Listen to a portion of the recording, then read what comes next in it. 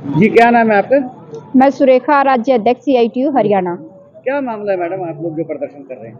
आज हम यहाँ पे गुंडागर्दी के खिलाफ प्रदर्शन करने के लिए आए हैं और कई दिन से चल रहा है मसला। अखबारों में आप सबने पढ़ा भी होगा, ज़्यादातर लोगों को जानकारी है कि दिवाली के तुरंत बाद 1 तारीख को जो है सूर्या कॉलोनी के अंदर छेड़खानी का मसला है। छेड़खानी भी ऐसी कि घर के सामने खड़े होके फब्तियां कसना और उस पे जब उनको रोक टोक की गई तो गुंडों को लेके घर में घुस जाना, गेट तोड़ना और महिलाओं के, लड़कियों के कपड़े फाड़ना, बलात्कार की कोशिशें किसी के घर में घुस के, ये मसला है। और इस मसले के खिलाफ पुलिस प्रशासन को जो कार्रवाई करनी चाहिए थी वो कार्रवाई नहीं की गई है, जबकि जो आरोपी हैं उनकी झूठी शिकायत पे पीड़ित पक्ष को उठा के जेल में डाल दिया गया है। ऐसा ये सिटी थाने की जो पक्षपातपूर्ण कार्रवाई है उसके खिलाफ आज हम यहाँ पे प्रदर्शन कर रहे हैं। SP से हमें बातचीत करनी थी और हम ये चाहते थे कि SP बातचीत करके मसले का जो है निष्पक्ष जांच करके और दोषियों को उचित जो है सजा दिलवाने का काम करें। लेकिन हमें ये पता चला कि SP है नहीं, तो हम यहाँ पे जो है DC के कैंप ऑफिस में यहाँ पे पहुंचे थे। यहाँ पे हमें ये पता चला कि DC भी बदल चुके हैं, तो यहाँ पे जो नए DC हैं वो भी यहाँ पे उपलब्ध नहीं है इस समय पे। यहाँ पे जो भी ड्यूटी ऑफिसर्स इस समय पे थे वो हम आए हैं और उन्होंने मंगलवार का हमें समय दिया है। मंगलवार को 11 बजे SP के साथ बातचीत होगी, हमारा जो प्रतिनिधि मंडल है उसकी।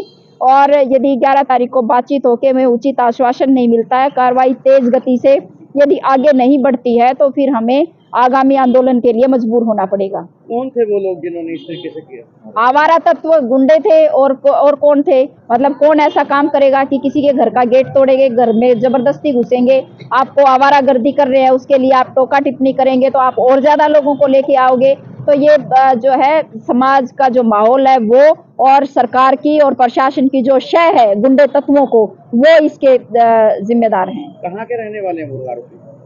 आरोपी भी वहीं के ही हैं, मेरे ख्याल से आसपास की कॉलोनियों के ही हैं, वो पास के ही हैं, ज्यादा दूर के नहीं है, एक गली छोड़ तो के। आपने ये कहा कि जो पीड़ित पक्ष था उसकी ना सुनवाई की, बिल्कुल। लेकिन जो जिस तरीके से आरोपी थे उनकी सुनवाई करके पीड़ित पक्ष को ही जेल में डाल दिया। यस, यही कह रहे हैं हम।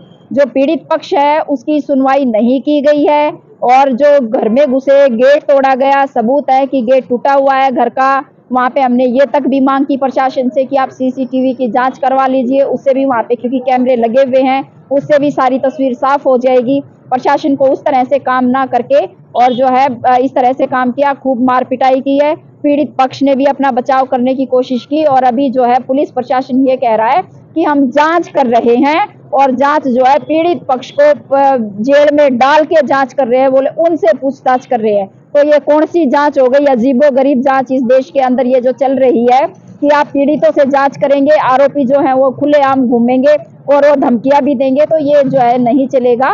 इसके खिलाफ ही आज ये हमारा विरोध प्रदर्शन था। तो कहीं ना कहीं आपका आरोप है SHO जो सिटी है?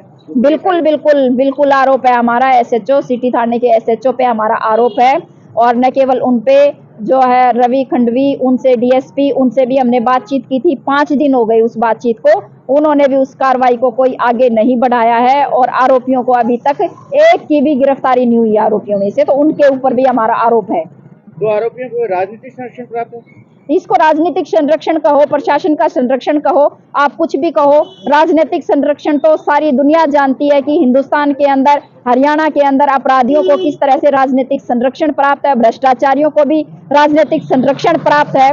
जो आज मौजूदा सरकार देश के अंदर बैठी है उसका काम ही नहीं चल सकता भ्रष्टाचारियों के बिना, अपराधियों के बिना। सारे गुंडे तत्व, सारे चोर चकेरे सब कुछ उन्होंने अपनी पार्टी में इकट्ठे किए और वो सरकार चला रहे हैं, तो वो तो पक्के तौर पे संरक्षण ही नहीं है, वो तो गढ़ है। आज के दिन सरकार आरोपियों का गढ़ जो है, अपराधियों का गढ़ है वो, और तो अपराधी जो होंगे वो अपराधियों को संरक्षण देंगे ही देंगे, इसमें कहने की कोई बात नहीं है। अगर मंगलवार को भी आपकी ये मांग पूरी है तो अगला कदम क्या होगा आप लोग?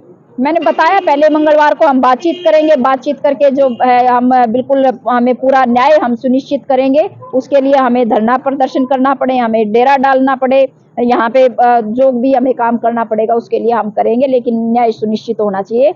और आजाद देश में हर एक नागरिक का ये अधिकार है। हमारा देश का संविधान ये कहता है कि निर्दोष को छेड़ा ना जाए, अपराधी को छोड़ा ना जाए, इस भावना से काम करना चाहिए। लेकिन जो प्रशासन हमारा ये बिल्कुल इसके विपरीत भावना के साथ काम कर रहा है और ये बर्दाश्त करने योग्य बात नहीं है।